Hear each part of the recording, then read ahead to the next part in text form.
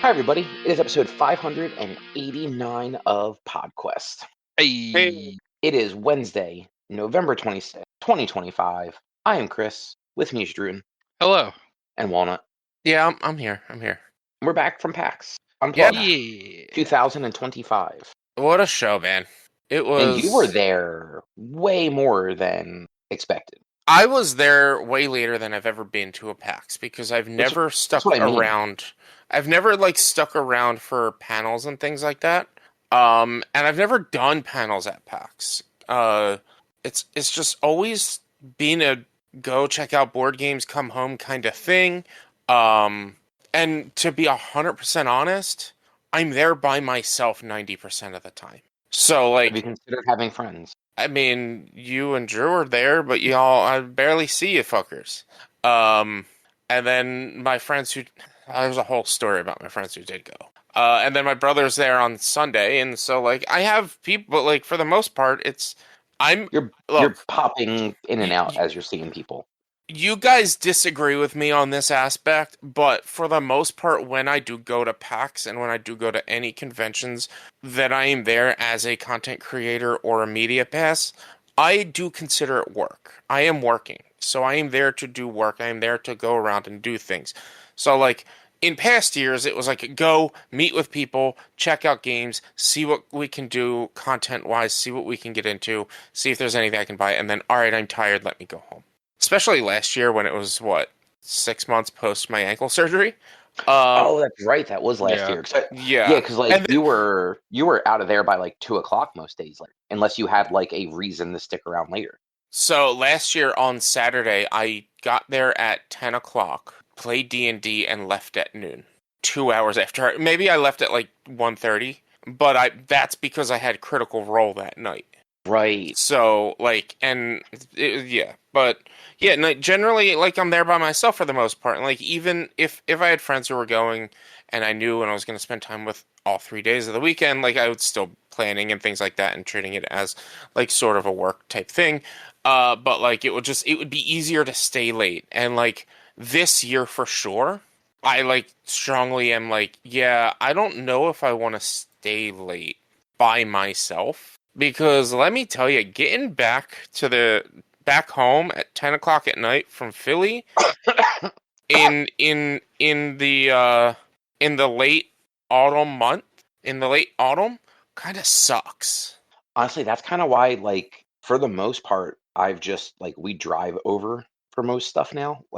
It's just the little bit of extra money you have to spend sucks, but it's just so much more convenient. And I mean, the only part that sucks is, and this is a commentary on Philly. The worst part about PAX is Philly is doing nothing for its unhoused population. Nope. Philly's doing nothing to help them. And so at 10 o'clock on a Friday or Saturday, in late autumn, early winter, you've got unhoused people lining up and sitting in the stairways and everything else going down to the train stations. Now, this would not be a problem if the gallery you could still walk through, but the gallery closes at 8, so you can't still walk through it. So I actually didn't realize that. Yeah, the gallery, 8 o'clock, you can't walk through it anymore. I knew it closed. I thought it was open later than that because we went to something at City Winery that got out at 10 and had to walk down Market Street. Mm-hmm. Yeah, and so it's just not the city needs help, and I'll be on this is my rant that I went on throughout the weekend with other people of all the shit the money that the city could have been spending money on. They had a fucking marathon this weekend when your unhoused are hiding underground in your train stations and shit like that, and you're doing nothing about it. To be fair, that's not just Philadelphia though. I know, but the fact that the city in general is doing fuck all to help, and the mayor needs to do. They need a new mayor. Country. I legitimately I don't know what Philly is doing for them. I know things get worse in the winter because as the temperatures get cooler, the housing for the unhomed gets overloaded because they're not just out. They can't just be outside anymore. Yeah. So moves that people, unfortunately, to areas where it's going to be at least a little bit warmer and covered. Yeah, But and it's even gotten to the point where they close off the walkways between the the Locust stations and the Broad Street line at night. You cannot walk from the Broad Street line to the either of the Locust speed line stations anymore at night. You have to go back on the street and then walk back down. Yeah, they do that with just a bunch of the actual stairwells too. Like only Yeah. like the main stairwells to get down are open after like 9 o'clock. Yeah, which like they're doing that to keep the unhoused out of there, but like then that's forcing them to go to other places that is not like you're not helping them. You're hurting them more than anything else, and it's I'm so mad about it that like that's part of that's like I wanted to stay till 10 o'clock on Saturday for Legends of or for Acquisition Incorporated to watch that, but it was going to be at 10 o'clock again. And yes, there's going to be a boatload of fucking people who are going to be leaving the show at the same time. And well, some of them will probably be going down the speed line again, but it's still going to be like, I'm going to be by myself and I'm going to be walking slower than a lot of people and whatnot. And it was like, I didn't want to stay late. It also was that I don't think there was much I had to do between 5 and 8 o'clock. And So like doesn't the actual expo floor close at like 6 or 7? the I think it show closes at floor, 5. the dealer's floor and whatnot that closes at 6. Everything else up there is generally open till like Midnight. probably 8 or midnight. Yeah, so you can still Yeah, do there's the panels and rooms and stuff open that late, but I meant like the expo floor was closed, which means if No, you're not but, into. like, but you can only still the do dealer the side. library. Yeah. Like Do they keep the library open that late? so Yeah. you have when you talk the expo floor, that is just the dealer's area. That is not the library and other shit. Mhm. I thought they closed the library too. I didn't realize they No, kept that no, open. it's all up. It's just the dealers who leave because I mean, like their workers have to like they can't be there more than like 12 hours or some shit. Like they can't be there that late. Like I get it. It's an 8 hour shift, 9 hour shift. It makes sense. So yeah, but like there probably would have been things that I could have done or walked in on if I were there with people that were staying that late with me. We probably just could have gone and had dinner for a couple of hours somewhere and just chilled and relaxed and had drinks before it, like stuff like that. But I didn't have anyone to hang out with, so I had ended up leaving at around 5 on Saturday because I had a meeting that was supposed to be at 10 on Saturday. But their Uber was delayed because of the closures for the marathon.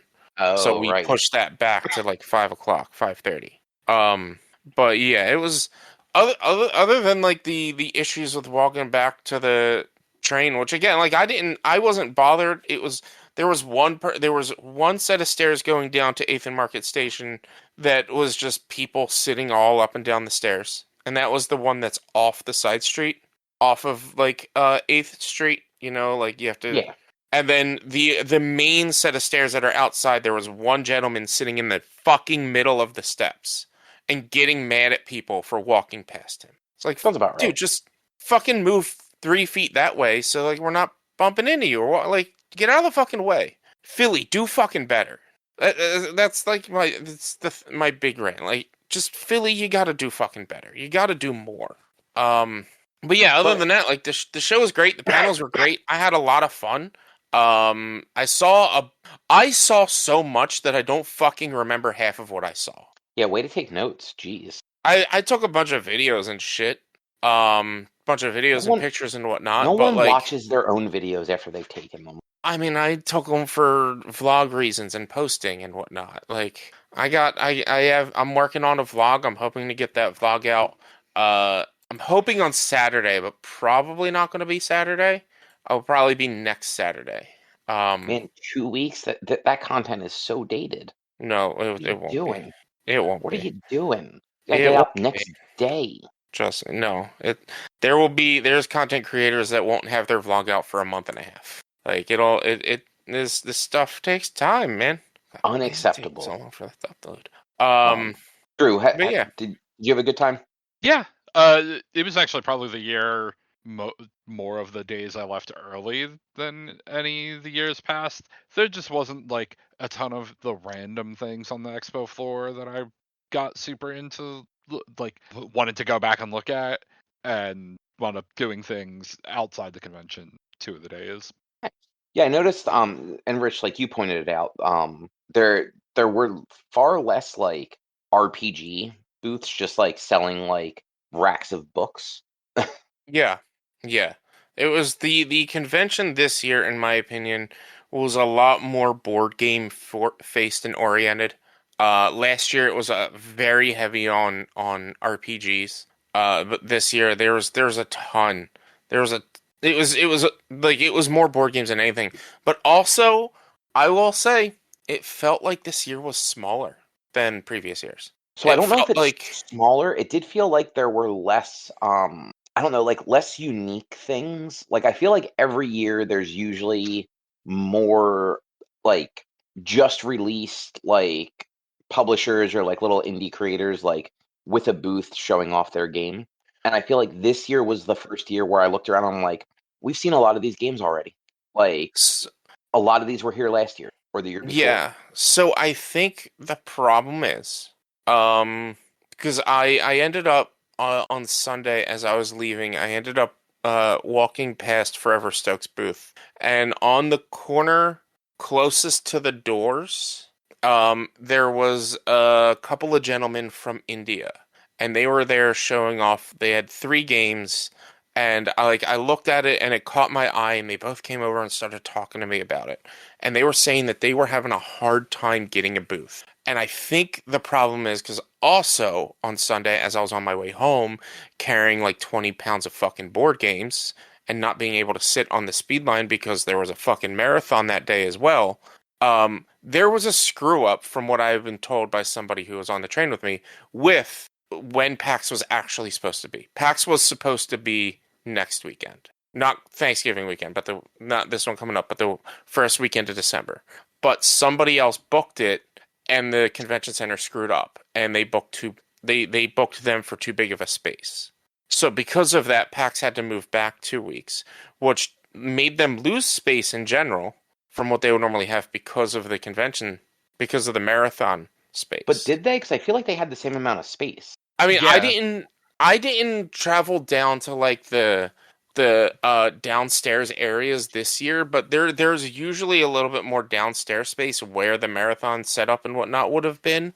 No, because like Like, every we year didn't the have that last downstairs year. has there's always another convention downstairs on like the half of the convention center that is kind of like more perpendicular to Reading Terminal.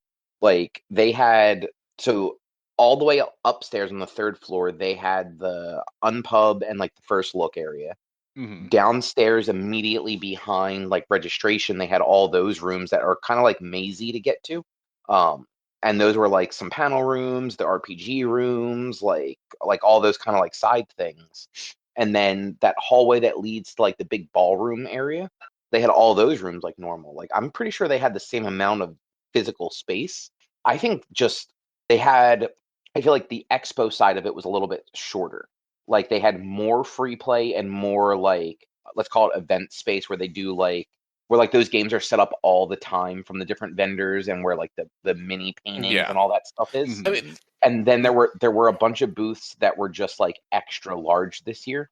More so than I feel like usual. Like you had that I, really big Darrington Press booth. Darrington Press was And the same size as it was last year. I thought it was bigger than last year. And I feel like No. Floodgate was bigger this year too. Maybe it was just the way they laid it out then. Floodgate Like was Floodgate usually gets a full big square, so I think they were probably about the same size. I honestly had a hard time finding Floodgate. Even when I wasn't looking for them, I would find them, but when I was looking for them, I was having a hard time finding them because I feel like the layout of this year was like a little like it wasn't well gridded in certain It, areas. there were definitely a few rows where, like, in the center, something was slightly off and kind of in the Well, middle of two rows. yeah, so like between Asmati Games and the Magic booth, there was that pillar, and then right in front of the pillar where I met up with you the first time, Cobb, was just Gloomhaven. And Gloomhaven Yeah. is just right there, like in the middle, in front of the pillar, in the middle of the walkway, which is weird. Darrington Press had the same, like in the middle of a walkway area. Um, it was just like there were certain aspects where like it just got laid out very weird.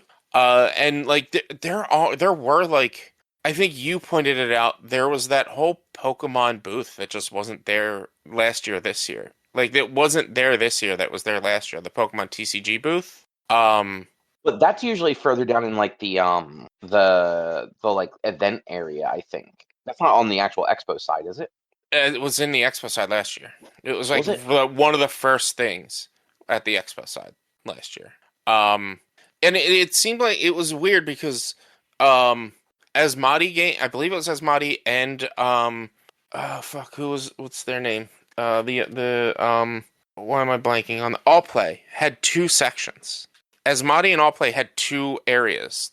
Apparently They Top Deck did too. like All Play had an area out by the free play, which I think like they fundraised like for that area, like the whole free play area. They like paid money to help them with the free play area, which is why they had that section out there. But then they had their booth in the expo hall as well. So it was weird. And same with Asmati. Asmati had like I think Asmati had way too much space. I don't really know half of what Asmati does though. I don't really pay attention to a lot of their games. It's mostly like licensed IP games that they make, so I don't really care much about them. But yeah, it was a weird layout. So like, wasn't there like there was no Ravensburger this year, which they usually have a pretty big booth. Which my assumption is they're a German-based company, and it was hard for them to import shit. And that may play into part of why like we were missing some things this year as well. Like but like it felt like they also sold less. Saturday didn't feel as packed as it usually does. Like I was on the show floor all day Saturday, and it did not feel as crowded as it normally does. Saturday had some moments where it was very crowded, but overall, yeah, like I feel like it was a little easier to get around. And Sunday in particular, like was like surprisingly easy to like get around the whole day. Other than we hung around Sunday to do the raffle at Top Deck, Mm-hmm. and that area was just a madhouse during that. So many people. It felt like a concert. There were so many people, like to the point where the actual event staff. We lost Droo. The storm took out his power. He will be back eventually. But the event staff for PAX had to like keep walking up and down and making sure people were keeping the aisles clear so that the fire marshal didn't literally shut the convention down at the end of the day on Sunday. Yeah. I went to the what was the panel? I went to the D&D real life panel, and afterwards I went back into the show floor to go to the Tabletop Tycoon booth to buy something from them because all of their proceeds go to Toys for Tots during the convention. And I had to walk like 3 lanes around that giveaway. I was like, guys, what's going on here? It's like, oh, they're doing a giveaway. And I'm like, oh, okay, never mind. And I just walked by them. I didn't know they were doing it. I didn't know they were having a raffle. Yeah, they do. Anytime you buy something at their booth, you get a raffle ticket. Mm-hmm. And sometimes they just give you them for fun. Like, I got one just standing there talking to one of the people that worked there. Yeah. And then Erica got one for buying something, and then we bought something else later on the next day. Or maybe that same day. Yeah, I think it was the same day. And got Eric. They gave Erica one, and I was standing with her, and they're just like, "Here, you can have one too." Nice. Yeah. But yeah, it was. There was a lot of people for that. I didn't know that they did that. I didn't know they do a raffle at the end of it. I've never been there that late. I never been there on a Sunday, like when they were doing that raffle, which that wasn't even that late. It was at like 2:30, 3 o'clock ish. I don't even remember. It wasn't even that late. Yeah. Apparently they usually do it at 3 o'clock. Yeah, which makes sense because my last meeting I believe was at 3:30. So yeah, it was about 3. About right. Yeah, and it was it was a great show. I will say, and we'll get into like my little rant about what went on with my friends. If you are not a big board gamer and you're just someone who likes board games, if that makes sense, this show's not for you. Don't go to the show if you're not interested in like in like big board games or just like the board game community in general. So my they don't listen to this. My cousin and two friends, my cousin, his wife, and two friends of ours went to the show on Saturday. You can't get in until 10 o'clock. Because the show doesn't open till 10. Like they could have gotten their badges and whatnot, but like the show floor, the expo hall doesn't open till 10. So like they got there right around 10ish, a little after 10, and I meet up with them, and within and I meet up with them at 11:30 because I had a meeting at 11 that day. And once my meeting was done, I went up and met with them. And by noon, they were like, "We want lunch." Two of my cousin and his wife we want lunch. And we want to go to the market for lunch. We want Dinix. You ain't getting lunch at noon during a convention in the market, especially at Dinix. It's gonna take you an hour and a half, and you're not gonna have anywhere to sit. And I know them; they were gonna want somewhere to sit. Well, at noon. That's the harder part. But like I got food from there Friday at noon, and it took like 15 minutes. That's Friday. I'm talking Saturday. When the busier day, the sold out day. Friday is also the day. Friday is also still a work day, so you got all the regular traffic going through. But hi, I'm back. By the way, Friday didn't seem that bad. Like, Friday didn't. I didn't go and get. Well, Drew, me and you, we went there late. We went there around 4. So. Well, I just also mean just like the general, even driving to like the train station in the morning and everything. Friday, I don't know if people like were like, it's getting towards the end of the year. I'm taking some Fridays off, but general traffic didn't seem bad. People probably did that, I'm sure. But yeah, so my cousin and his wife, they were like by noon, they were like, "We want lunch." And we're like, "Well, none of us are hungry. Feel free to go get lunch. You know where it's right downstairs. You know where it is. You're big boys and girls. Go get lunch." And we'll wait. And so we walk around for another half hour, 45 minutes. They start to get hangry. And as we're there, like I'm trying to push them, since they'd never been to PAX before, to check stuff out.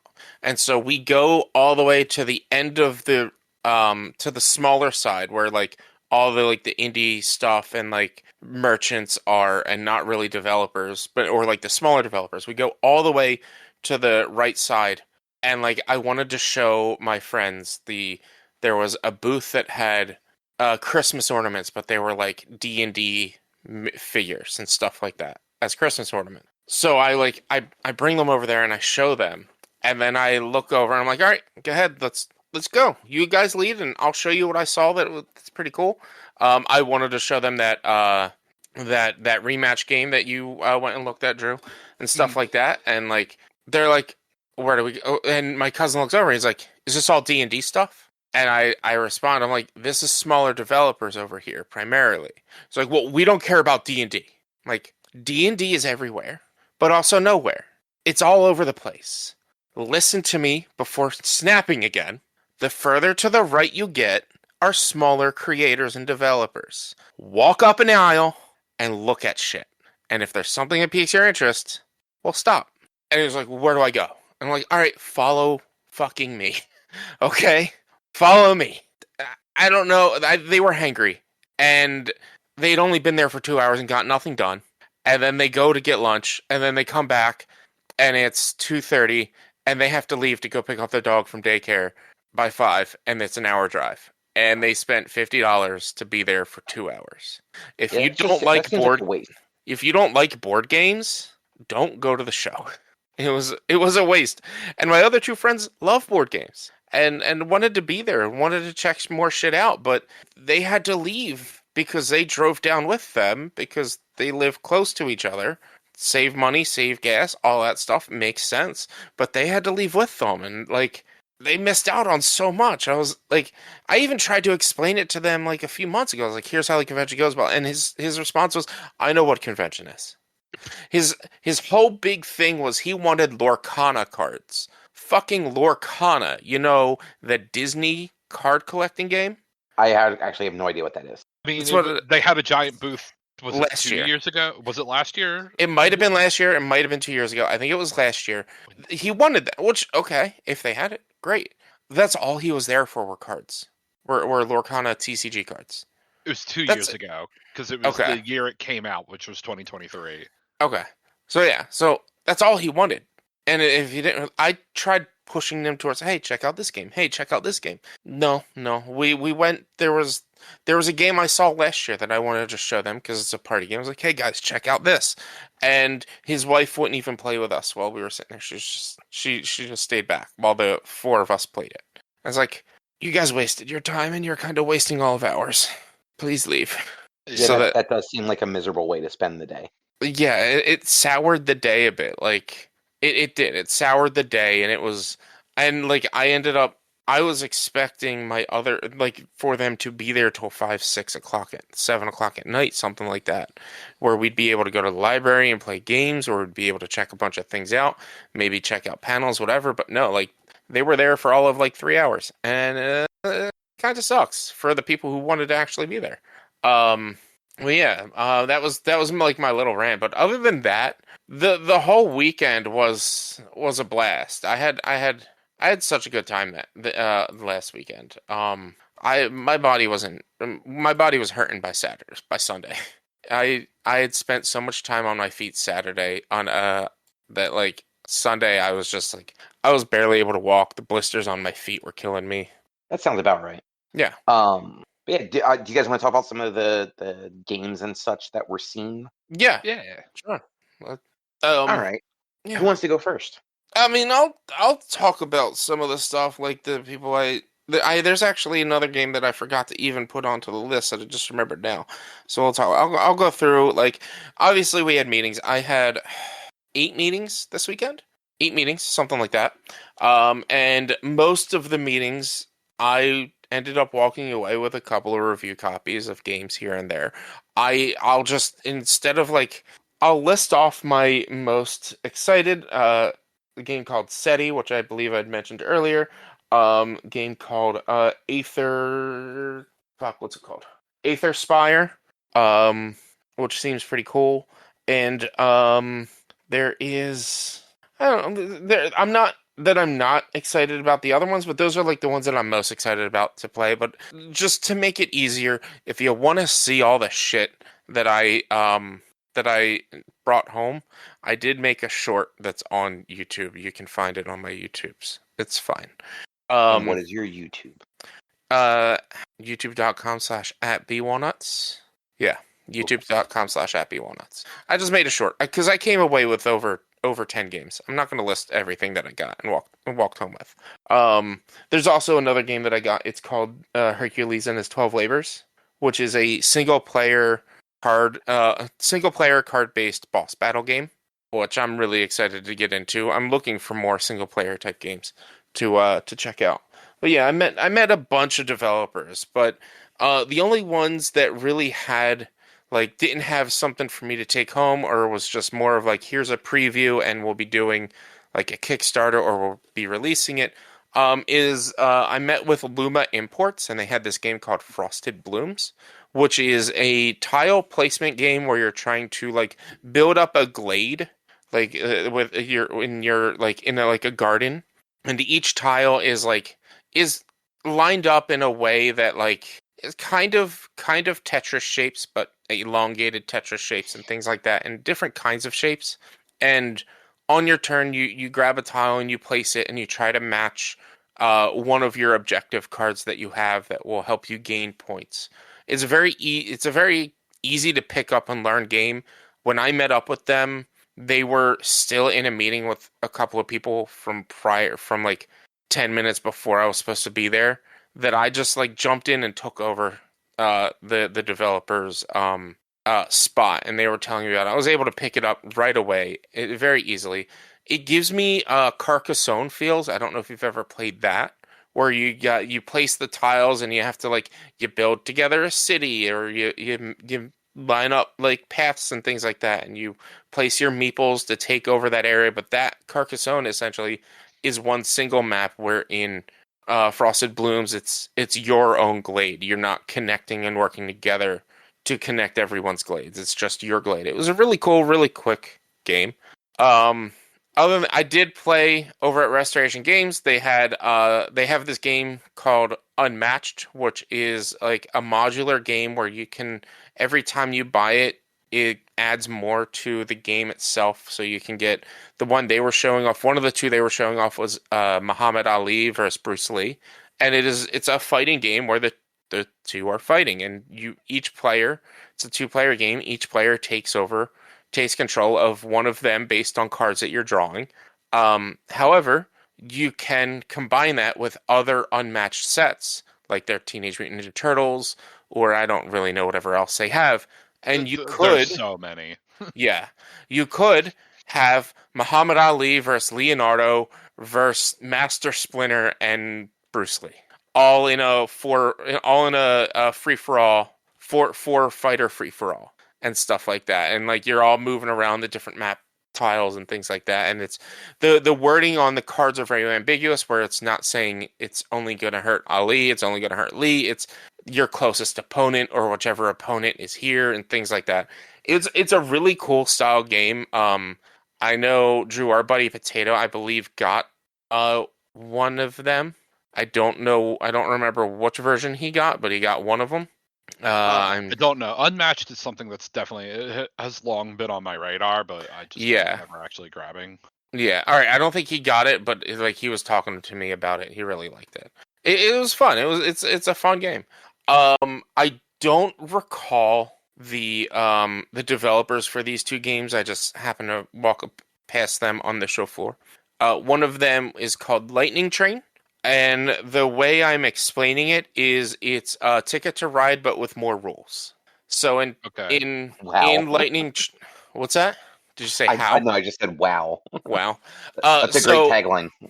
I mean, it's a map of the United States, and instead of you trying to build just your train, it is a competitive game, but you're all placing trains along the same lines to transport resources. And so if you're transporting a resource across a line that, say, Drew has 2 sets of trains on, I have 1 set of trains on, and you're the one who's transporting it, me and Drew are going to score points along with you scoring the points to do the transportation. So, like, we each have to place trains and place markers along the board. You try to own train stations so that you get the resources you're trying to transport. And it's like, what they called it a bag building game, because every player gets their own like sack, and you throw the tiles into the bag as you get them and then pull them out for your turn to play them. Okay.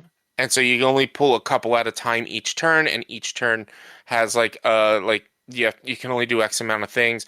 I was really I thought that was really cool. I was really interested in it. It seemed really fun, and trains are fun, so I was definitely into that. And the last really main game that I fully remember seeing, like I said, fucking 3 days, I saw so much I forget what I saw. There's this game called Perseverance 3 and 4. I don't, again, remember who the developer was, but it is similar. Is there also a 1 and 2? Yes, so they're recently released 3 and 4. And what it is if you bought Perseverance 1 and 2, you can buy 3 and 4 as expansions, or you can buy Perseverance 3 and 4 as a whole thing, and it includes 1 and 2. And so, like, you buy Perseverance 1, you can upgrade and get the expansion 2, expansion 3, and expansion 4. And each one builds off of the map from the previous one, and it is, like, it starts off, it's just island exploration, which then you find out there's dinosaurs, and then you go to tame the dinosaurs, you find temples, and then eventually you find like a portal, and Perseverance 3 is you finding the portal, and Perseverance 4 is you going through the portal. It's not a legacy game, but each version unlocks more to do within the track of gathering resources and building your engine and taking over control. It just looks really cool, and you can tame and ride dinosaurs. Like, the dinosaurs can get little saddles on their backs. And I was just like, this is the miniatures look really cool. This looks fantastic. But it's another one of those games similar to like SETI or Arnak, where the board itself takes over most of the table space. I don't think I have a table in my house big enough to play that game. There was a lot going on in that game. It looked Yeah. like. There really is. It's resource gathering. It's victory points gaining. It's like getting more. Just get. It's again. It's a competitive game, so you're just trying to get more research points than the other people. Stuff like that. Like it's those games that people will look at, see. Oh man, there's a lot of pieces. There's going to be a lot, but then you get a card that tells you what you can do each turn, and as you play, you get it. It's just one of those games. Hopefully, like it gets. I would like to get it at some point. And hopefully the box has like well plotted out box where the pieces aren't just flying all over the place. The last game that I saw that I was like super into is from the same developers of the Wormspan and Wingspan games. And it's a game called Vantage, which is a cooperative card-based exploration game. Where each time you play, you have an objective that you can complete, and as you work on completing those objectives, which I think I saw this with one of you two on Friday. As you work on completing the objectives, once you get to a certain point, you can continue to play, or you can end the game there, and it could be Right. Yes. Yeah. yeah, anywhere between like 90 minutes and 3 hours, and it's based on how many players there are, and like the stack of objective cards you have is like 200 cards. It looked like, and they're like every time you play, the game is going to be different, and each player and character has different abilities that they can do, and like it's just like very replayable. I was sold on that game immediately, but it was so expensive, and they sold out on Friday. And I just go back to look for that and saw that it was sold out. I'm just like, damn. Yeah, I could not justify spending a third of my budget on the first day. I couldn't justify that at all. So like I was like, I have to walk away from it. But it's from the same people who made the Wormspan, Wingspan games, which if you've never played those games are incredible and very fun. And you should check them out. And like the box itself, like I was talking to the guy who was like the developer, like this is his passion project, and one of the big things he wanted was a box that cleans up nice and holds everything together properly. So like the box I do remember him saying that. Yeah, like it was so well laid out that like nothing will move when it's put away. So you don't have to worry about like getting pieces mixed up and whatnot. And it looked really cool. I was really interested in it. It was overpriced for me. Overpriced. Well, not overpriced. It was just too much for me at the moment. And maybe sometime down the line I'll be able to get it. Those are like most of the games that I saw. I did end up speaking with My Mini Factory. I spoke with Angeli Smith. And My Mini Factory is a website where you can purchase the STL files to 3D print miniatures for tabletop games and such. It is basically, like, I said this to her while we were talking, and she was like, yeah, pretty much. It's basically the Etsy of miniatures. Okay. You can create your STL files for your 3D printed miniatures. You can put them on there, and then people can go. It's a shop site for different miniatures and things like that. They had recently learned that on their site there were people uploading hundreds and thousands of files a day, and that is very uncommon.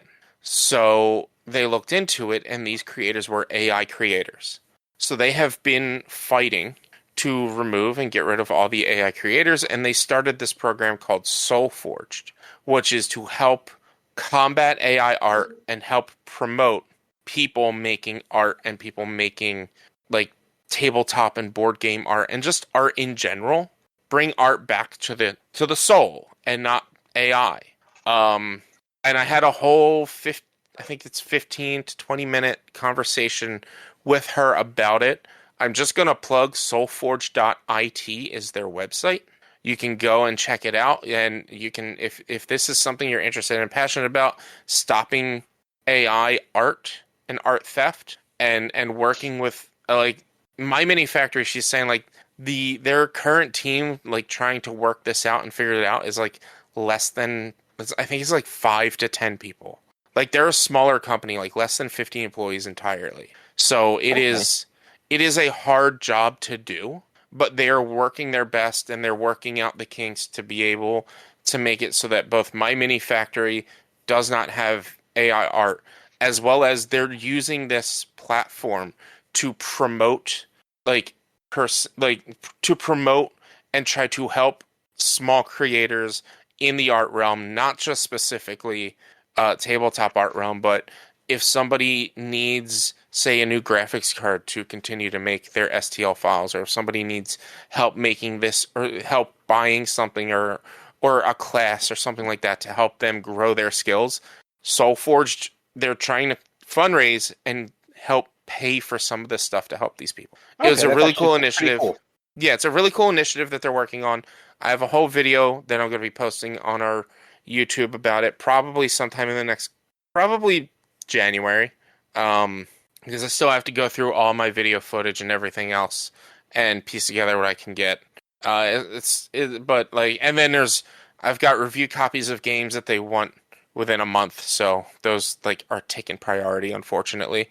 Um, so yeah, there's just like a couple of things that I need to get done but that's going to be primarily an easy video, and I'm waiting for her to send me over like any sort of B-roll or anything that she may want, or like I'll take shots of the website and stuff while the video's going, stuff like that. It was a really cool initiative, and fuck AI art. Yeah. There's now been Agreed. I think at least three video games that I've like decided I'm never playing again that have used AI art, or AI in any way, shape, and form. Like Monster Hunter. No, Monster Hunter doesn't use AI art, as far as I know. Uh, But no, so it was Anna 117. Some of the loading images while it's loading your map were AI art, and that's an Ubisoft published and developed game. Fucking Ubisoft. And they're like, "Oh, this missed QA. We were supposed to fix that up." They weren't. They're using it, but they're gonna retouch it so that it doesn't look like it's AI art. Fuck you, Ubisoft. And then there's I believe it was what's that? Arc Raiders uses a little bit of AI voiceover work. I didn't know that. Yeah, something like that. Yeah, AI voiceover, and then there's this game that I was very interested in called Outbreak Island that uses AI voiceover art, and they used AI to make some of the scripting for the like the letters and stuff you find throughout, like a bunch of video games that are using fucking AI, and I'm like, fuck you guys. Like obviously I'm just one person. It's not really gonna do much, but it's bullshit. It's bullshit. Like I was excited to play Anno 117, and now come to find out, fucking Ubisoft is using AI art. Fuck you, Ubisoft. Um, well, yeah. Other than that, I did go to a couple of panels. I missed out on three.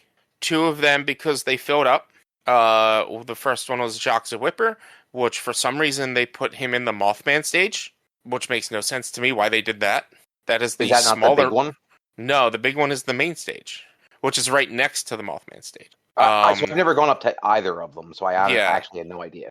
Which I don't know how much bigger the main stage to the Mothman stage is, but like I feel like if you're gonna call it the main stage, it's gonna be bigger than your next biggest stage.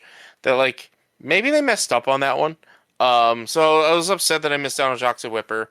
And I also missed out on Iffy Wadiwe was doing a panel called Iffy Playtests a Panel or something like that, where he's like trying to develop. Is it like a panel game? Drew, you went to it. Yeah, I went to both of those. Shock the Whipper, he did his Whippy show. If you've ever seen his stuff on social media, that's what it was. I still have no idea who this person is. He whips. He went. It's fine. Cobb isn't as chronically online as me and you are. Fair. But yeah, so At least not on social media. If he had a game show he was playtesting that was, what did he call it? A combination of QI and 8 out of 10 cats. I think that was definitely QI. But so he had 3 teams of 2. Abria was supposed to be on one of the teams. She missed 2 flights apparently, Oh, and jeez. didn't make it to Philly. But before the show, they were given a bunch of categories, and Iffy and his partner had a bunch of real facts for some of those categories, or well, for all the categories, and then the teams either had to also come up with a real fact or make up something, and then they all gave their fact, and the teams had to vote on who had to guess which other teams had a real fact, and they got like a point. The scoring was definitely messed up. That is the thing Iffy needs to fix the most if he makes it into a recurring thing.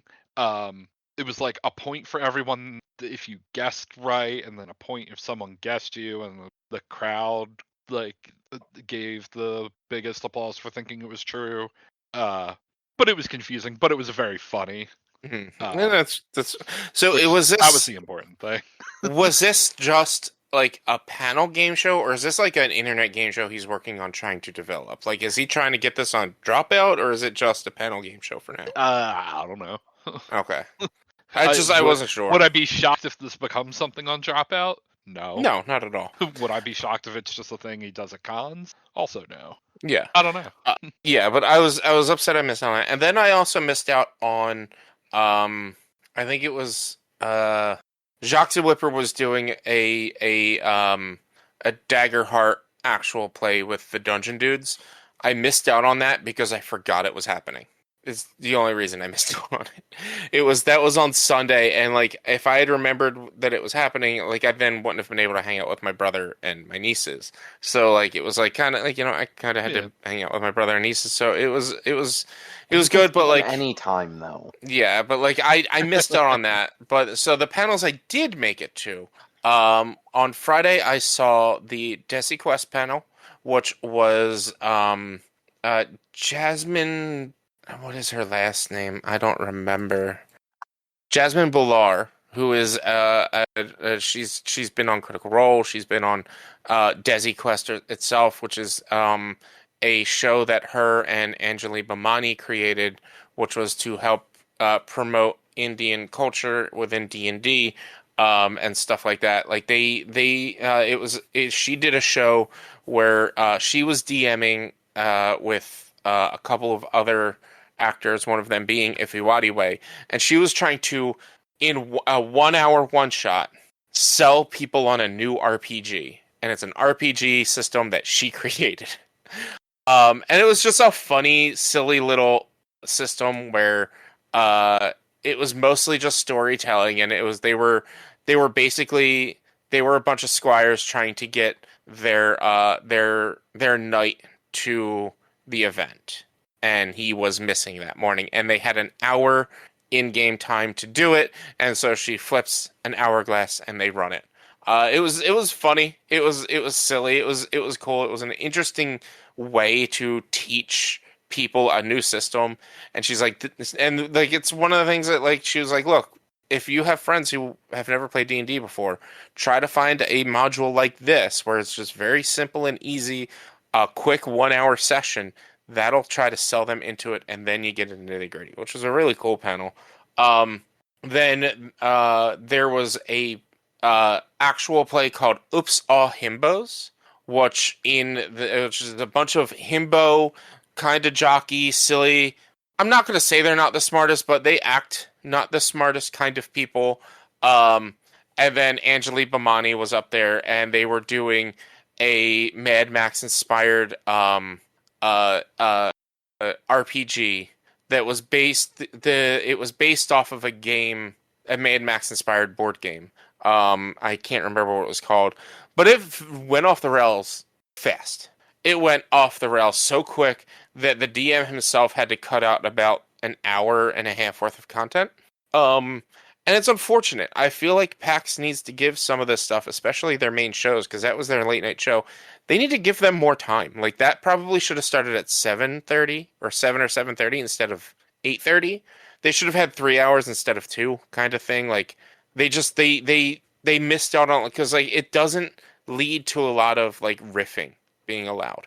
Then on Saturday, I believe the only panel I went to was the Jackbox panel. So they do Jackbox in real life, and they did TKO, their T-shirt making game, where they had 3 people making making words that are going to be writing captions that are going to be on a shirt, and then they had 4 people drawing T-shirts. And Iffy Wadiway happened to have been there, and I didn't know maybe I didn't know he was going to be at that one, but there was another one I didn't realize he was going to be at, and I think it was the one I went to on Sunday, which was D&D in real life, it was the Jackbox one I didn't know he was going to be at, but the D&D in real life I did know he was going to be at.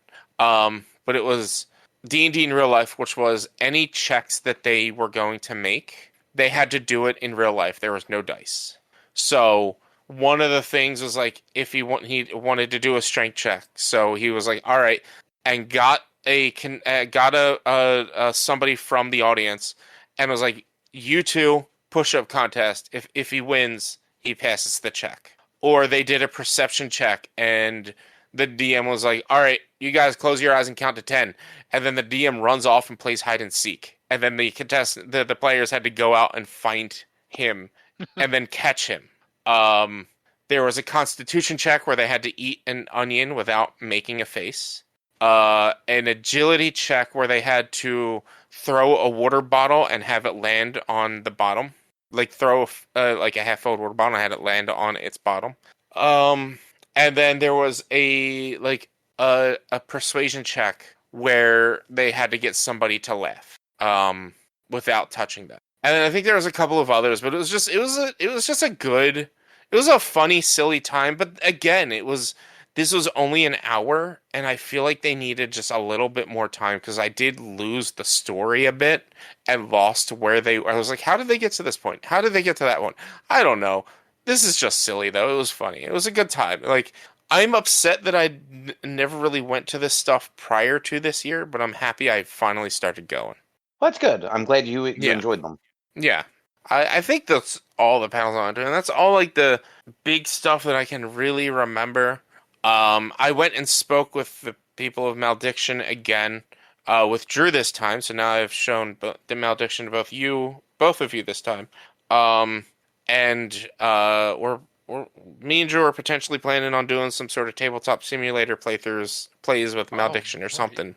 Because that's a cool idea. Yeah, so they felt bad, and we looked at them and was like, I went to them and was like, look, I just want to see what new you got, things like that. If there's any sort of like promotion we can work together, I really love your game. I really love what you're doing with the free the free download codes of your 3D prints. And so they as we were demoing the game and they were showing Droo. They went and called their marketing, came back, was like, I feel so bad, I'm sorry.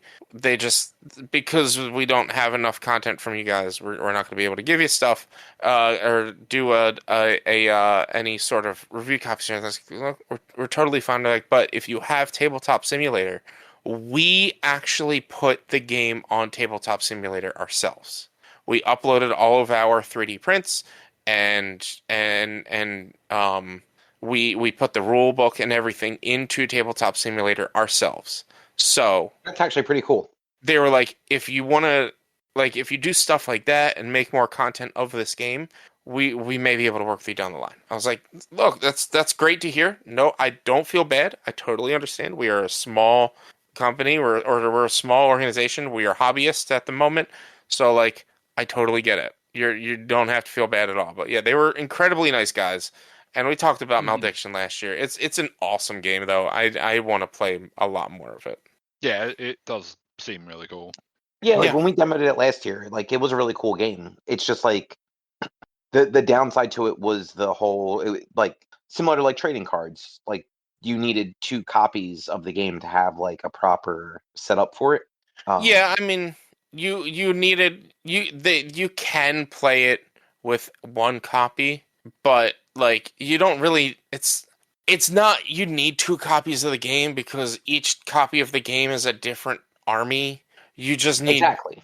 separate you each need your own army, but you could do it with the same army. It's just you lose some drafting capabilities because you're cutting the deck in half. But Yeah, like like when we talked to them last year, they basically said like you can do it, but we don't recommend it.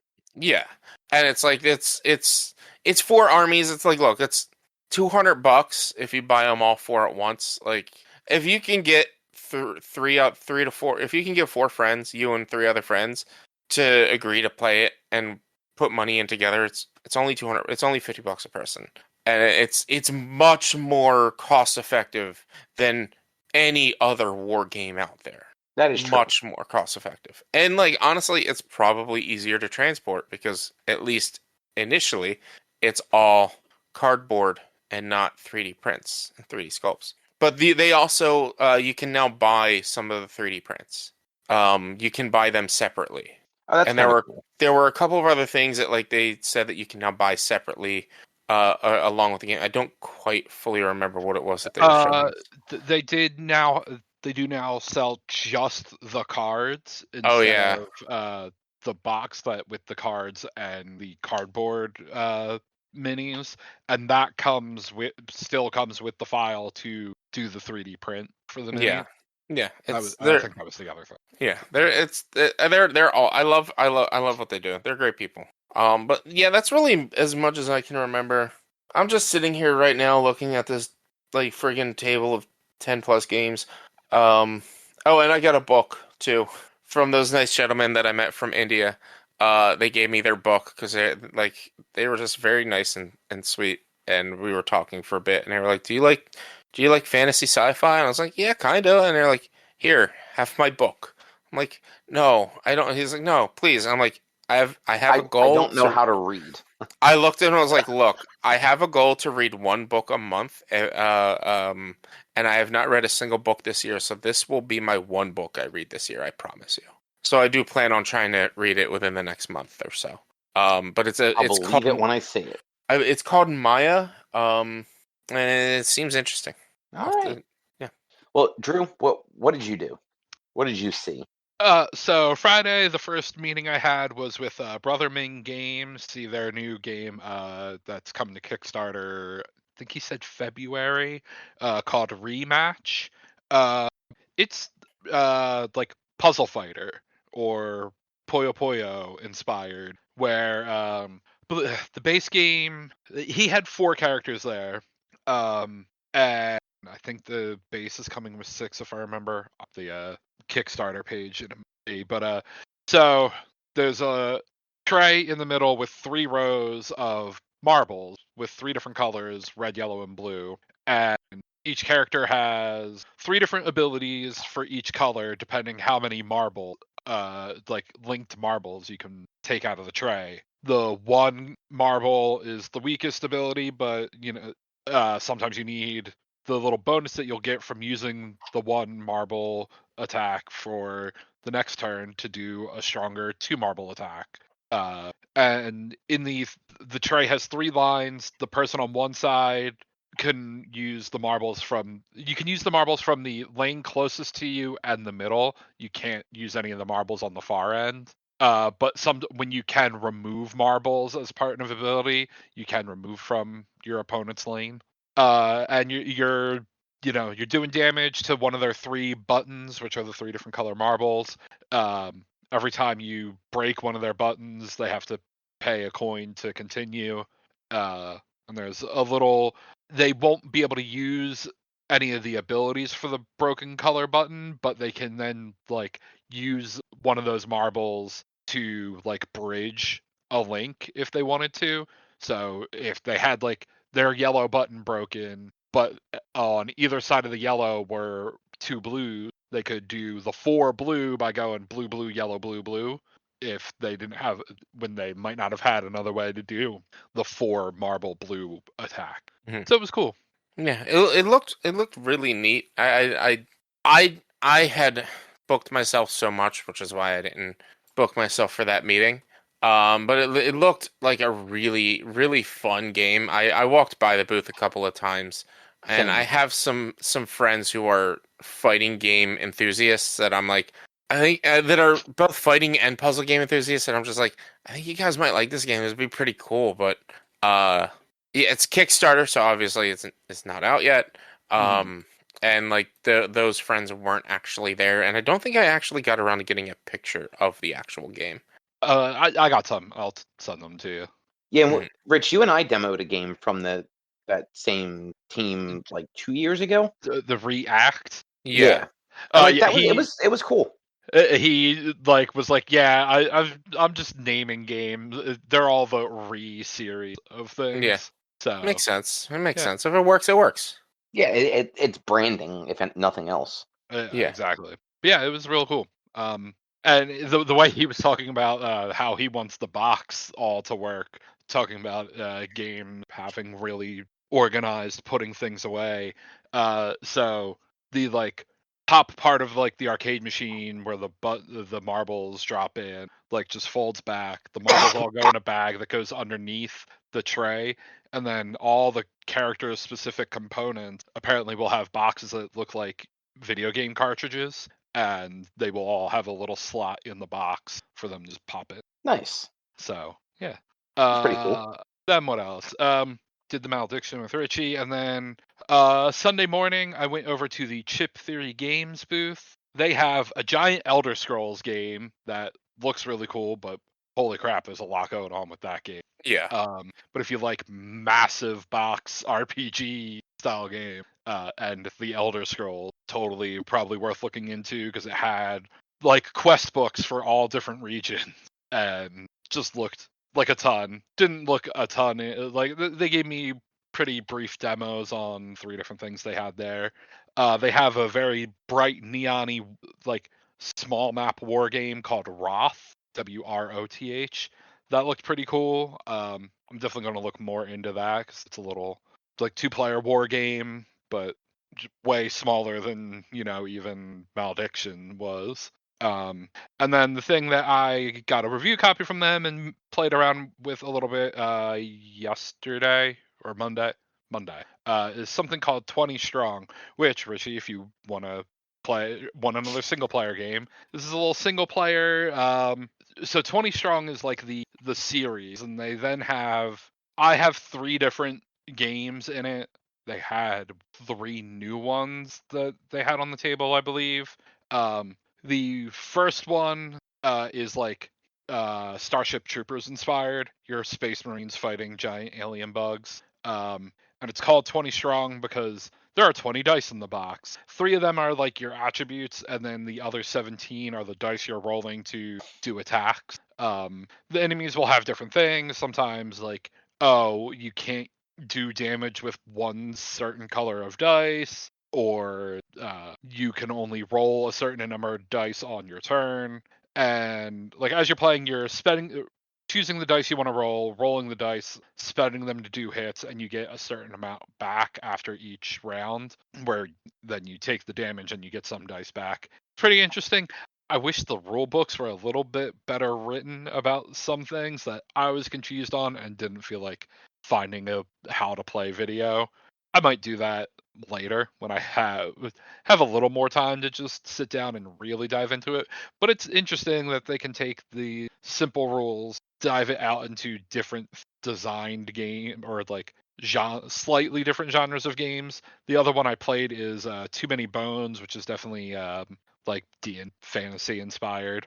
And you're going on like little quests within the game. It's neat. It's interesting. It's something that I can play by myself and kind of just zone out. So I'll definitely Nice. be trying it more. You said you got a couple of different versions of it. Yeah, the thing came. It was a 3-pack. Like I said, it came with the. What is the name for the one? It's in not here the somewhere. what was it? I was looking at Board Game Geek. Solar Sentinels. Yes, Solar Sentinels, and then Too Many Bones, and I didn't try it yet, but Victorum is the other one Mm-hmm.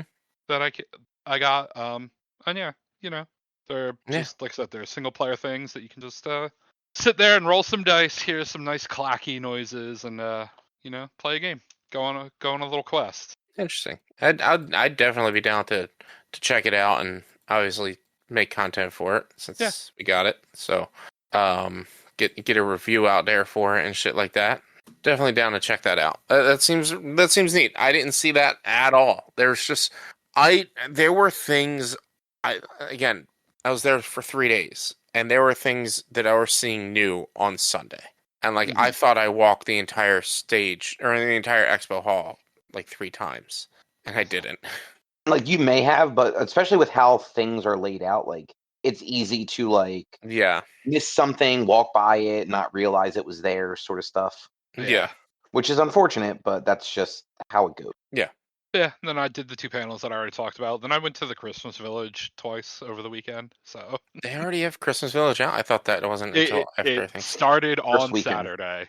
Then that explains why the trains are even worse. Philly.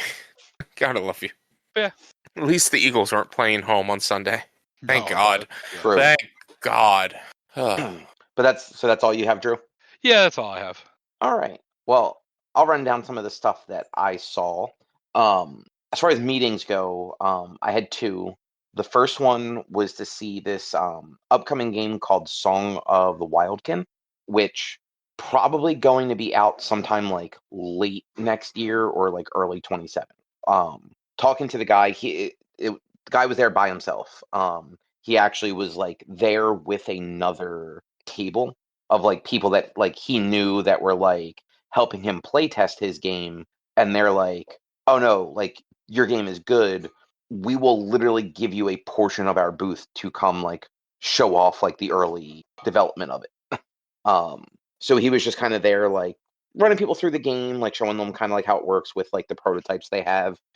He's got a bunch of people that have worked on like other games doing work on it. I unfortunately don't remember all the names, but like the artist for Everdale is like the main artist for the game, and they have a couple. They have a couple other people working on it. They've got an actual like narrative designer and writer working on like the story for it. And it's one of those games where you're like building the map as you play.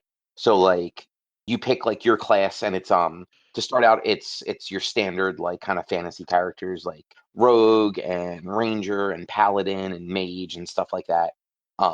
And you're picking up tiles and placing them down to create the map. And the game's going to be, from what he was saying, it's going to be broken up into like three segments, and each of those segments will kind of have like chapters broken up throughout them too. And he said like while it's not like a legacy game, it's kind of in the vein of a legacy game. You don't necessarily like you don't have to play it the way you would with a legacy game, but like it is going to be like an overarching narrative that it would make sense to just kind of like play through with like a single group of people. There's not gonna be any like destruction or unplayable aspects of it when you're done. Like you could absolutely go back and play it again, but because it is very like narrative themed, you're not necessarily going to get like a new story or anything for it.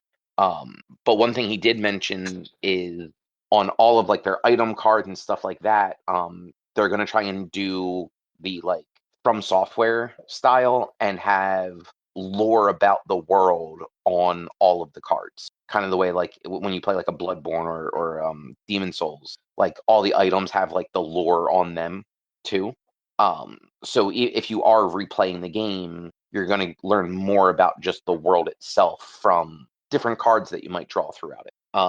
And then one of the other cool things is it's got like your boss fights throughout it, and every time there's a boss fight, once you're done that fight, you have an opportunity to actually recruit the boss to then become like a playable character.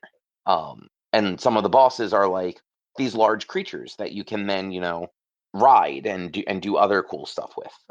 That will like change up the way the gameplay in theory will work. Trying to think, was there anything else major? Oh, the only other thing is actually just kind of funny. And it's kind of the way that the guy pitched it is in this world, like the people in this world, they all have the ability to like sing trees to life, essentially, where like that is their magic. They can sing and make trees grow into different shapes, almost like what's his name from Naruto, Hashirama. So, but the way he said it was everybody can do it, but not everybody is a good singer. So, 2 of the cards that he has that he showed me, one of them is like obviously a tree that is like was grown into the shape of like a large like pack animal essentially. And the other one is the picture of what was probably supposed to be the same thing, but is really just a log with four legs. Um, and they worked it into the actual narrative of the game, but apparently it started as like a misunderstanding between the artist and like the like designer, where the artist was given like a spec for like what the creature should look like, misunderstood it, drew this log with legs, and was just like, okay, here you go. And it just looks so cool that they decided to keep it anyway. Yeah. Um, but the game does like it looks really pretty. Like the artwork is great, and like just the idea of it seems pretty cool. Like it's a little more like laid back. There is going to be like he's going to have two different rule sets for it. You're going to have like your standard rule set where it's more of a game that you're supposed to complete. Not a game that you're like supposed to lose essentially, and it is cooperative. And then there will also be like a challenge mode that will have a much higher difficulty curve and a much higher failure for the different scenarios.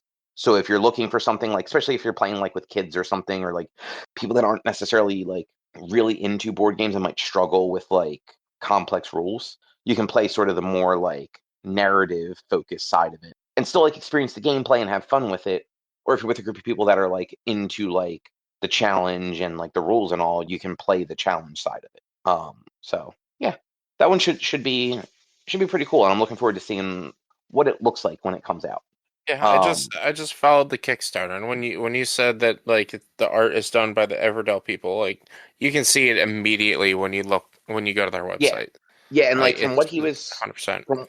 from what he was saying, like during our meeting, like he has a background in video, so like he has a lot of that mentality about like how those sorts of games work, but he play like he plays a lot of board games like with his family, so he's trying to like it almost sounds like he's merging like the two, Hmm.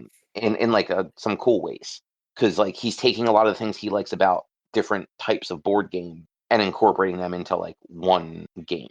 Yeah. So yeah.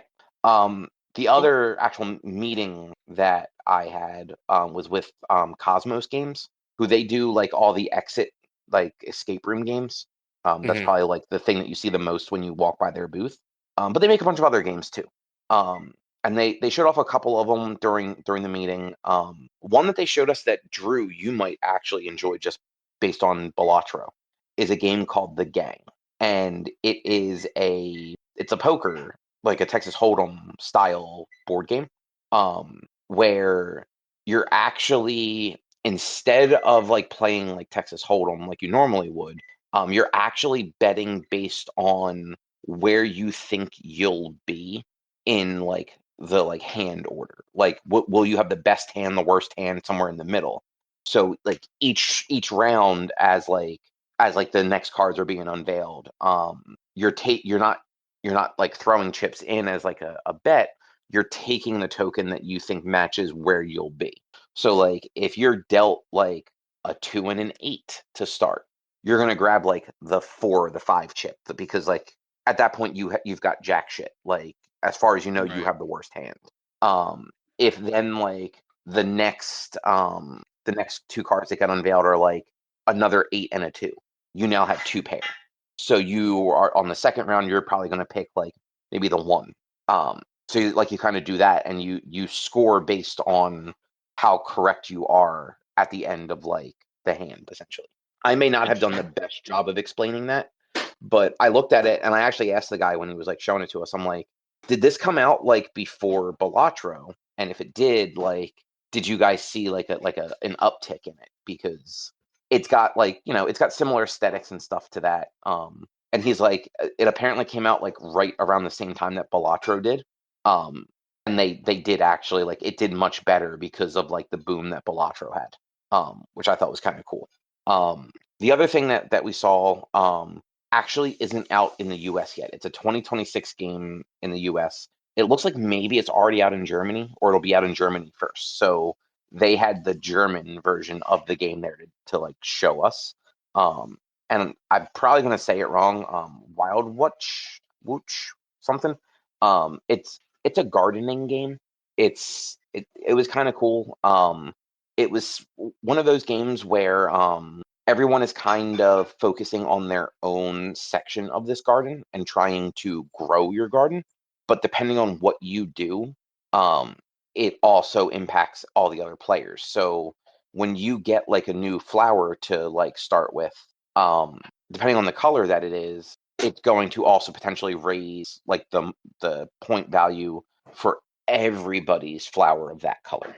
And once a flower basically hits like the top of its value, it goes into the actual garden and it has fully bloomed. And then you have like extra like other cards and stuff like that to play against it. There's like the ability to add like pollinators, which then make things like grow faster. So you can get like bees and I think ants were like the two things that you can place onto different flowers as they're growing.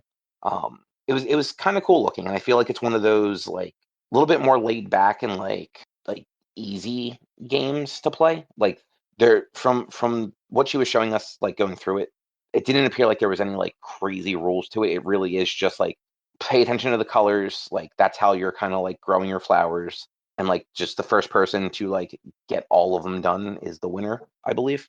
Like I said, it was the German version, so it's not we couldn't really like read the box or like pick up like instructions or anything. I think it's But it was called Wild Blooms in the United States because that's what their email says.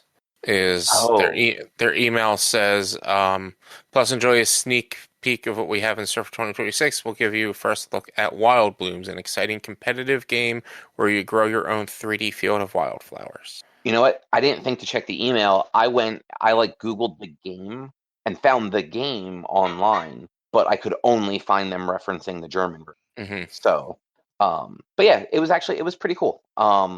It's a game that like I might pick up because I feel like it moved quickly. It feels like one of those good like either like starter games or like ending games where you're just kind of looking for something that's like not too challenging. You can just kind of like set it up fairly quickly and just kind of like play around of it. Um, let's see what else. And then the rest of these we didn't actually play, though Erica did play one of them and I watched her playing it. But so Get Baked, Rich, we walked past this on Friday and then Erica and I swung back on Sunday and looked at it some more. It's a cookie baking game. And I don't remember seeing that on Friday, but I do remember seeing it on Saturday. And we I didn't really, stop. We literally walked past it and I pointed and said, look, get baked. I Because it literally says edibles in it too. Nice. I don't remember. I'm happy you made that joke. I really don't remember. But I was a game that I was actually kind of interested in, but I was with the Sourpusses on Saturday and I didn't get a chance to go over and look at it more. So we So I'm bought it. glad somebody did. I'm glad. Because it's. Do you remember Witchy Cakes? Yes. Yes. Not the same at all, but has that similar. You're doing things that will then impact other people, and then Hmm. you also have things that you can just do to other people. Yeah. So the kind of like concept of the game is you're a kid and you and your siblings are trying to bake the best cookies for your mom. And being that you're siblings, you're also all being shitty to each other while you're baking cookies. Makes sense. Yeah. And they have two different versions. They have like a kid's version, which is like fewer rounds basically, or like the adult version that is more rounds and like more bakes. And it's twofold. You have to try and like make the recipes, and there are like recipe cards and stuff like that where you gather like the resources and then put them into the oven. But then like once things are in the oven, there's also cards that impact how long they're in there, whether they rotate, stuff like that. And rotating is actually like how done they are. So if like the guy was telling us he demoed it with like a couple, and the guy was like super cocky throughout the whole game. And at the end of the round, both the guy demoing it and this other guy and the guy playing his girlfriend had like a card that would basically ruin his cookies. And they each had one. So they both played it together and they like extra ruined his cookies. Oh, Um, damn. and you can also do stuff like making people add salt to their cookie and like things like that. But certain cards, like if you play some of like the oven based cards, impact everything in the oven because it's like a shared oven. So if my cookies go in first and I play a card that's going to like rotate stuff, I may unintentionally screw my cookies up trying to like make yours burn, Rich. So like there's a little bit of like strategy on when you do that. Sorry, Ben, I thought Ben was gonna bark again. You goofy boop. But yeah, so Benny. buddy, it's after his allergy medicine time and just before chew time, so he's being a Benny. He just wants people to know he's there. He's fine. Yeah, Keep talking. he's just he's very scheduled and it's past his schedule time, so he had to let us know that he was patient for like 45 minutes and now he's not patient anymore. He's a good boy. Yeah, Erica wasn't taking him out because he doesn't like the rain, so it was kind of like a waste to go outside with him. But he wants to go out, so she's going to take him. But yeah, so Get Baked. It honestly seemed kind of cool, so we grabbed a copy of it because it does. Again, it's one of those games where it's probably fun to just like play a quick round of it. It shouldn't take very long to get through a round or two. And then we stopped and we saw the game Pirates of the High Teas because I just thought the name was fun. And it ended up looking like a cooler game than I thought it was going to be. And like, who doesn't like pirates and tea? Yeah. So it is a worker placement, like turn order kind of style game where you are the crew of a pirate ship and you're trying to get the favor of the captain by serving him the best afternoon tea, which includes, tea plus some sort of like edible object. And so you're basically using your turns to move into different parts of the ship to get, different teas, different ingredients for like baked goods and stuff like that. And then present them to the captain. And depending kind of where you start and where you finish each round determines what your turn order is for the next round. So there are certain cards that will let you like kind of skip certain sections and go right to the captain once you have your stuff. If you do that, you then go last the next turn. And somebody that maybe didn't get to the captain or got to the captain last goes first. And you're just you're just trying to make the best cup of tea and the best sweets without other people sabotaging you and like, putting like rat poop into your tea or something like that. Nice. I like it. Yeah. That one wasn't out yet, but it's already kickstarted. They made, I think their budget was like 9,000 on the Kickstarter, and they made over 200,000. Yeah.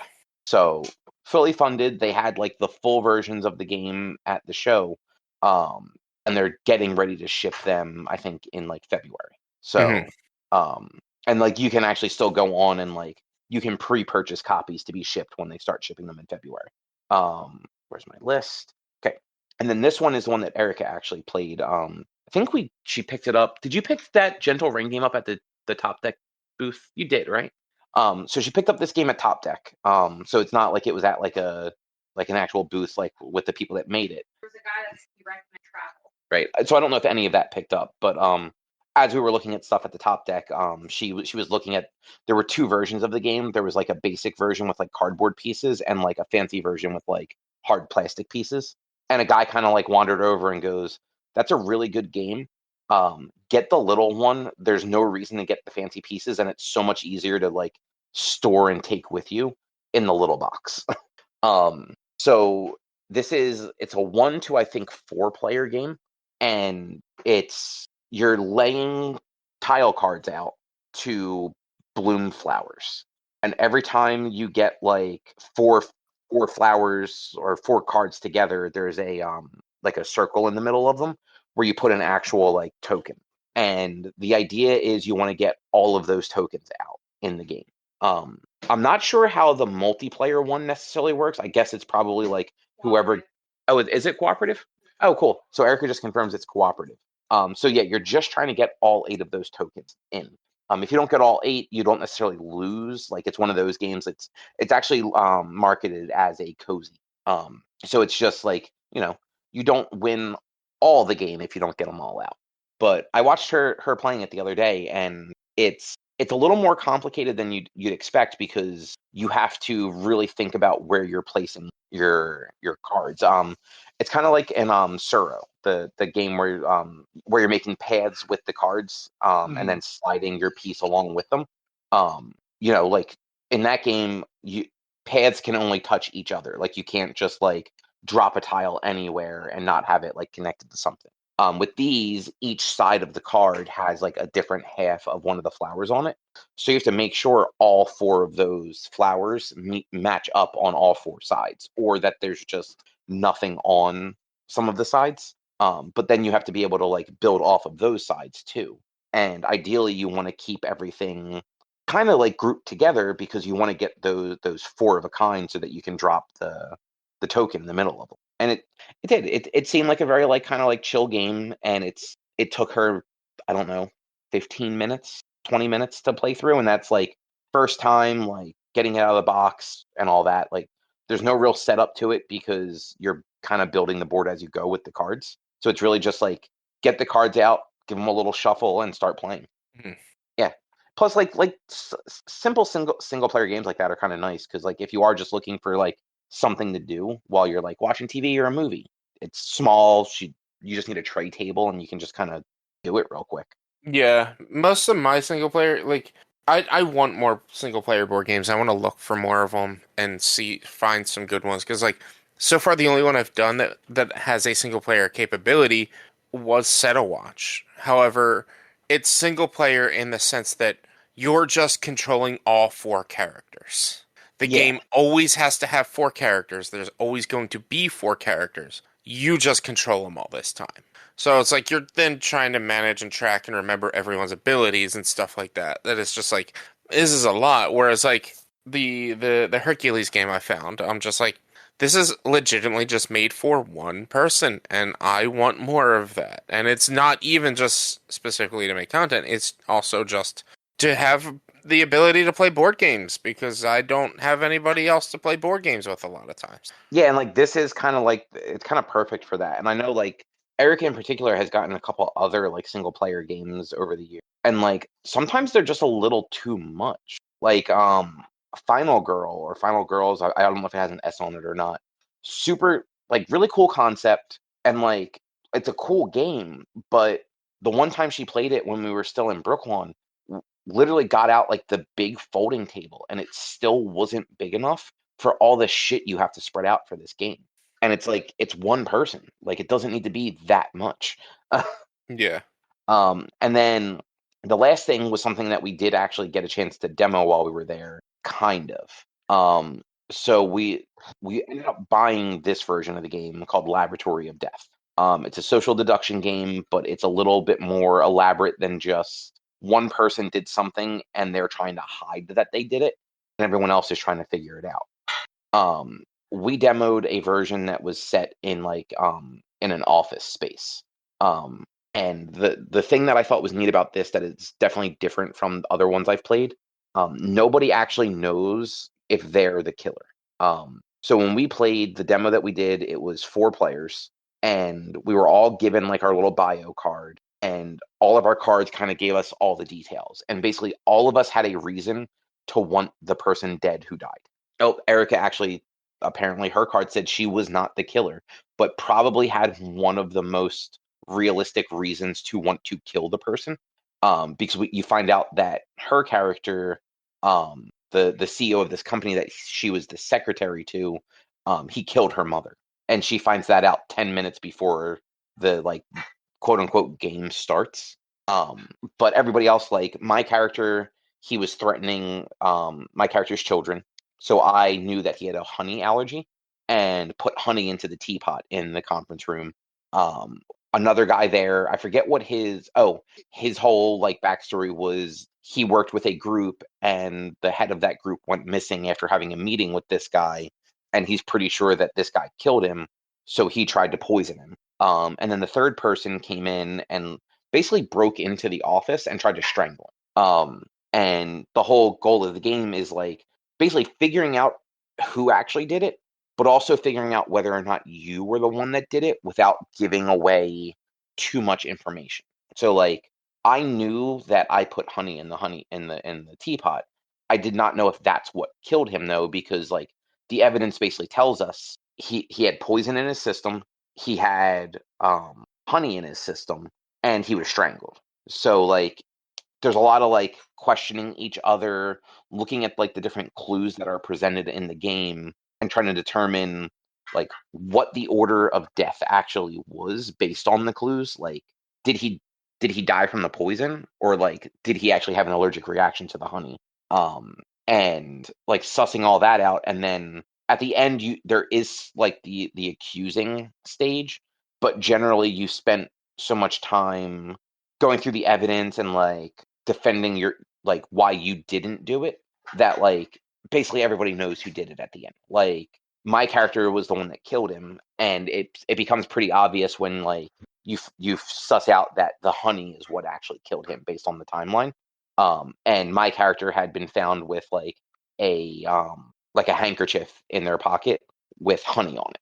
So, but it was cool, and it didn't take that long. And apparently the full games aren't just like a single scenario.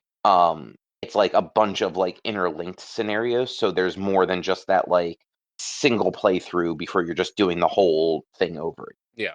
And yeah, it was fun to play. It was fun to play, and yeah, I forget the actual like style they said, but it's like it was a Chinese team that developed it from Singapore, right? And they like kept calling it a certain type of game, and it was on like the bill, like their backing thing, and I just don't remember what it was now. But like it's essentially social deduction, but there's just more steps to it than just like your average like lie to each other and see who's the best liar. Because like as much as I think those games are fun, like Rich, I know you're not the biggest fan because it really is just you're just lying to each other, and if you're not a good liar, you're going to lose. Yes. This game is less lying to each other and more explaining it. Honestly, it's more role playing because you are legitimately trying to explain like why a thing that you had was related to it, but why you probably still didn't do it. And trying to suss out like all the other pieces of the investigation. Yeah. So, but yeah, Sounds fun. yeah. Other than that, like, yeah. Other than that, like, it was cool. Like, we had a good time this year. Like we talked about at the top, like, it definitely parts of it felt a little bit smaller, but overall, like, it was fun. Yeah, I had a lot of fun. I had a good time. It just like I said, my only complaint is a complaint on the city of Philadelphia and not a complaint on the Yeah. show. Also, yeah. Pro tip for you guys: if you drive over to that area of Philly, the family court parking, which is on 15th Street, like right on the other side of like there's if you come out the Broad Street entrance of the convention center and immediately cross the street, there's that little like alleyway kind of crossing. It's not like an actual street right there. You just keep walking, it's right across on 15th through that alleyway. It's cheap and no one seems to park there, especially on the weekends because it's family court. It was like I think it was $15 for 12 hours, It's not which bad. pretty cheap for Philadelphia. And like I said, there was no one parked in there. Yeah, my brother, he parked on the other side of Race Street, I believe. I don't really know. I don't know. I don't pay it. I'm always gonna take the train, no matter what. I'm just always gonna take the train. It makes no sense for me to drive over and park. Except for not wanting to walk. That's really it. I don't care about the walk. The walk is not the problem. The walk back to the train station isn't the problem. It's the fact that city does nothing to help the people that need help, and then that potentially could cause problems is the problem. And also, country. The country does nothing. Yeah. God, I know the country does nothing, but the city is. It's we're in the fucking United States of America where it's states' rights right now because fuck Donald Trump. So the city is also doing nothing. The country doesn't do a lot to help its unhoused for sure, but the city also needs to do something, and the city isn't. So yeah, it's both. Both can be bad, and both can be true. I mean, you're not wrong. You're not wrong. But yeah, that is probably a show. Yeah, I think so. Good.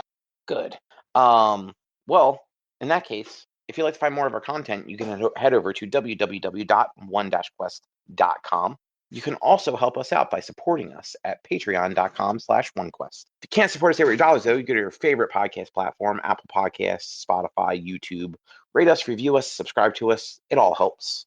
Find us on social media, facebook.com/OneQuestOnline or at @1_quest on Instagram and Twitter. And our Blue Sky is at one-quest.com. YouTube channel is youtube.com/OneQuestVideo. And you can always send us an email to social@one-quest.com. Rich, what does your streaming look like? Check me out, twitch.tv/B_Wanness for video game streaming, Mondays, Tuesdays, Thursdays, and Sundays.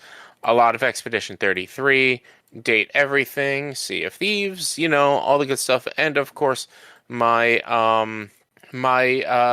cookie stream coming up on December 12th. So if you want to come and try to win a box of cookies and donate to a good cause, please come hang out on that day, December 12th, all day. Nice. And with that, we will be back next week to talk about something else. Thanks for listening. Bye. See you. Bye.